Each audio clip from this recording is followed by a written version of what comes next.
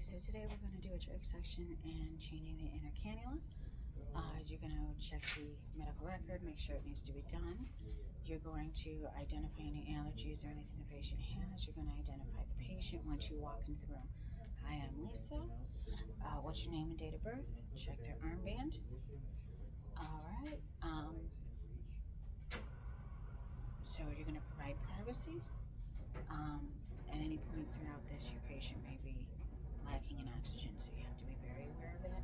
If there's any pain, or if they're not able to breathe for an extended, they might have a signal for you to lift their arm or something so that you know to stop and give them a minute to recuperate.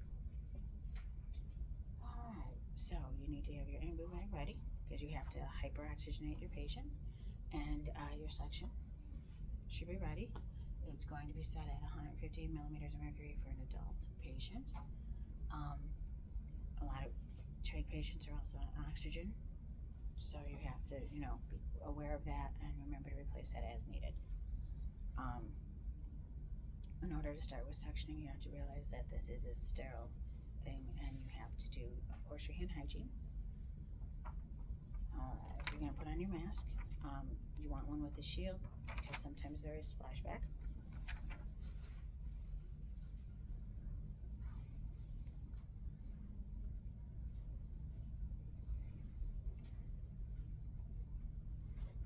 Oh.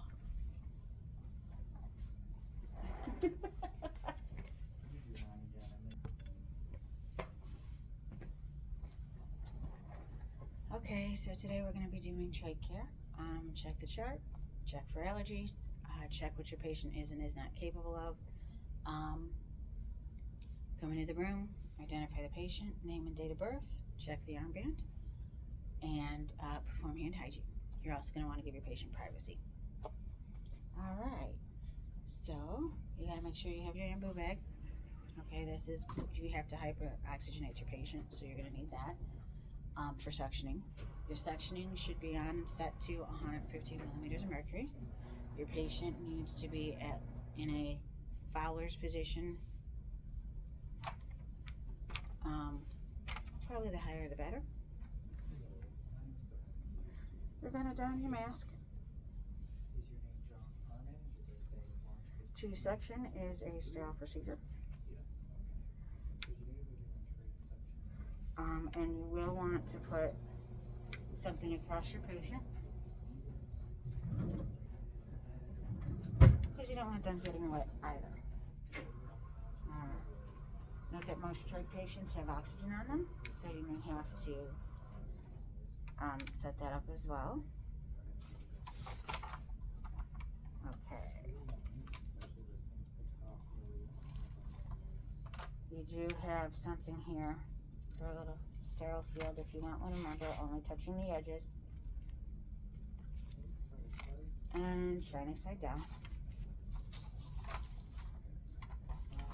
Okay. You are going to auscultate the patient's lungs.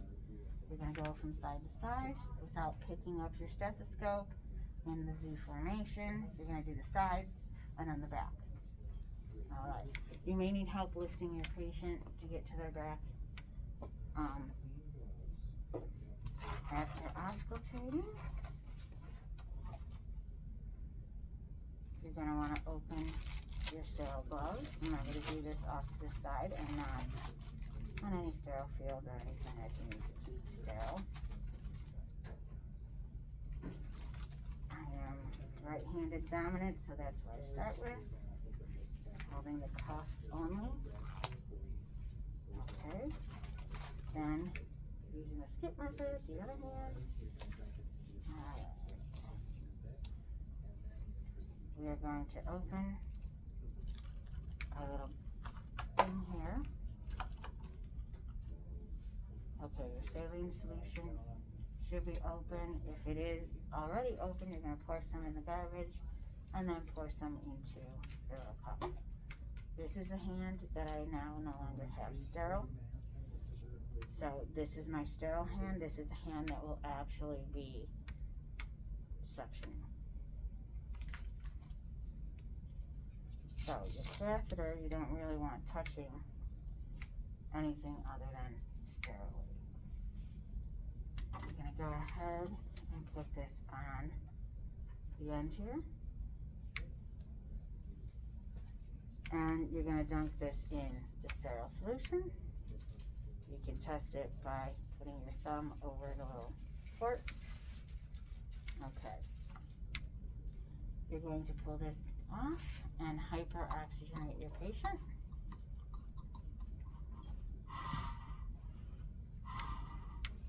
I believe this. Alright. Once you do that, you're going to put this in.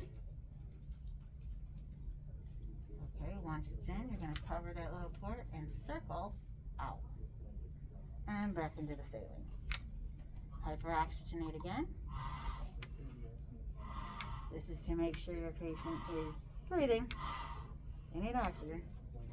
Okay, you can check your, again, suck up some saline. Okay, now put it back in there.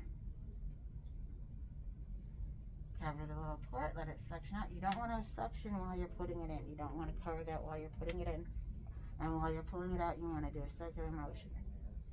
Okay, and you don't want to do that more than 3 times.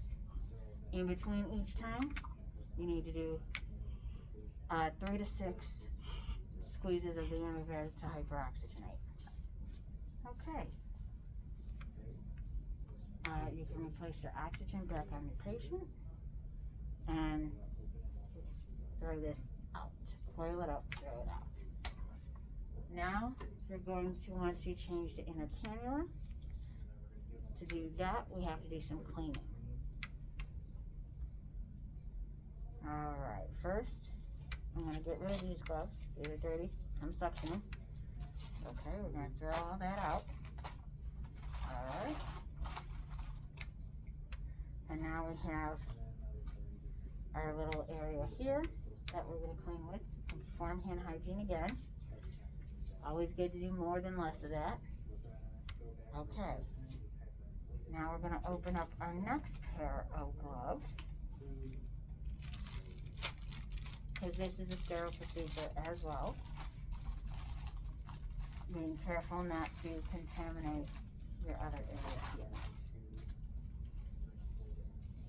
My dominant hand is my right hand. That goes on first. Cuff. Scooping to put on the other one. Alright. We poured some saline in here so that we can clean the outer edge. So we're going to take the oxygen off. This is my sterile hand. We're going to hold the trach plate and we're going to pull off the gauze. We're going to take our Q-tip and we're going to go under the trach plate around the stoma. One swipe, done. Another swipe, done. Again, we're going to clean from the inside out because we don't want to contaminate it with anything that's on the outer edge. Okay. We're going to do that as much as we need to get it clean. Sometimes you have to use a little pipe cleaner here, and that's to get rid of any ickiness. Sometimes you have it on the plate itself. You can clean that as well. After you clean that area, you can pat it dry with a little gauze there. And then you're going to take your trach gauze, which is already cut for you, and put it underneath the plate.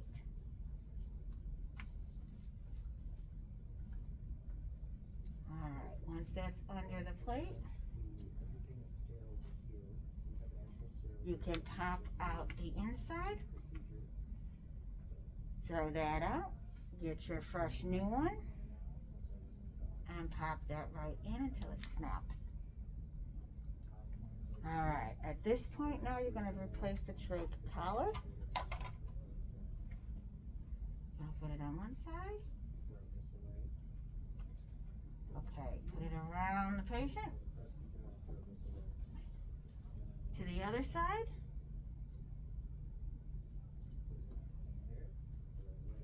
And Velcro it off normally. This is an old school tie one, but normally they're Velcro now.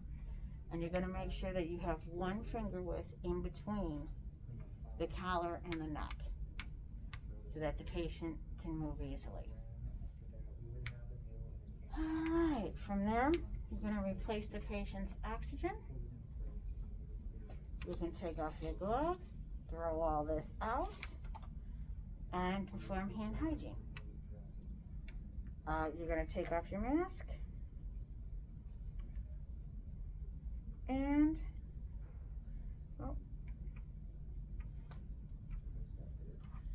you're going to want to auscultate the lungs again, just to make sure that, you know, the suctioning was successful and your patient is breathing well.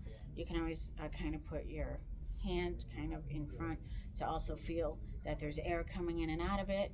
I did forget, when you suction out the trach, afterwards you suction the mouth. You do not go back to the trach after the mouth. The trach is sterile, the mouth is not. And you perform oral care as well. Alrighty. So you'll do hand hygiene. You will replace the patient to a lower position. And let them lay back if they want to, all nice and relaxed. Make sure they have their collar and anything that they need.